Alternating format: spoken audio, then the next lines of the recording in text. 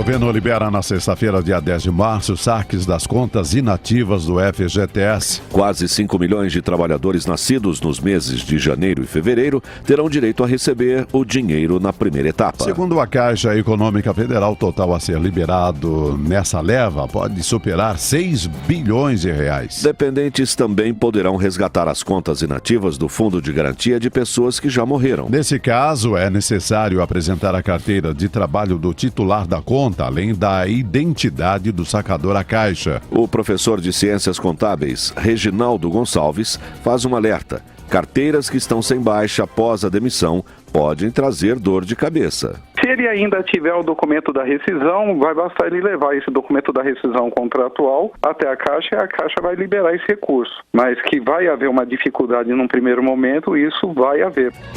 Quem perder o prazo só poderá recuperar o valor das contas inativas do FGTS quando se aposentar ou comprar um imóvel. Além desses beneficiários, milhares de trabalhadores que perderam emprego nos últimos meses esperam receber o Fundo de Garantia. Somente em janeiro, o Brasil perdeu quase 41 mil empregos com carteira assinada. O economista Miguel Daoud afirma que resultados como esse vão se repetir se nada for feito. O presidente Michel Temer tem coragem de estabelecer um plano de crescimento para o Brasil, onde ele interfere realmente na economia de forma drástica para que o capital possa vir, ou então a deterioração vai continuar.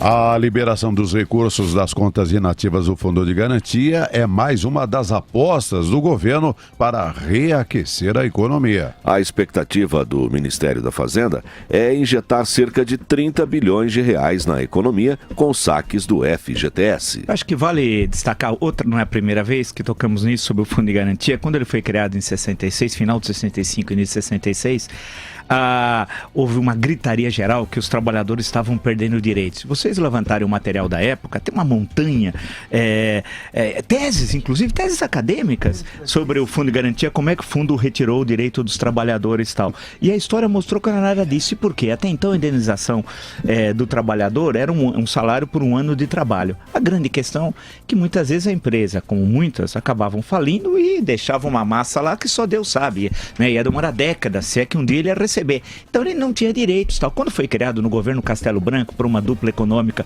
Otávio Gouveia dos Bulhões e o Roberto Campos, foi uma gritaria, dizia que era ação do imperialismo, porque tudo era o imperialismo, e a ESSO, tudo era ESSO, tal, era umas maluquices. O Brasil continua maluco, mas naquela época acentuava-se muito isso. E o Fundo de Garantia, que foi tão criticado à época, ele hoje permitiu, de um lado, ao trabalhador ter a efetiva garantia de que tem seus recursos depositados, porque esse extrato ele recebe, agora pode...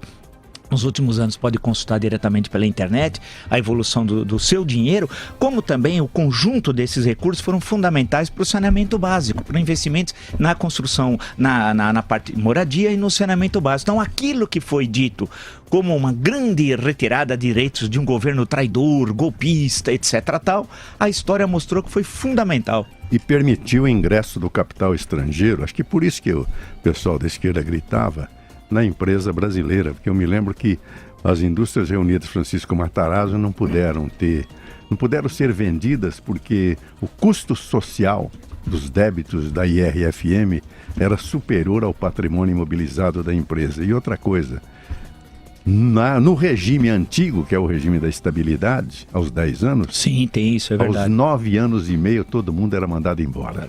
Era isso. E ficava na mão, é verdade, bem destacado. Eu tinha deixado de lado essa questão da estabilidade que o Josevão lembrou.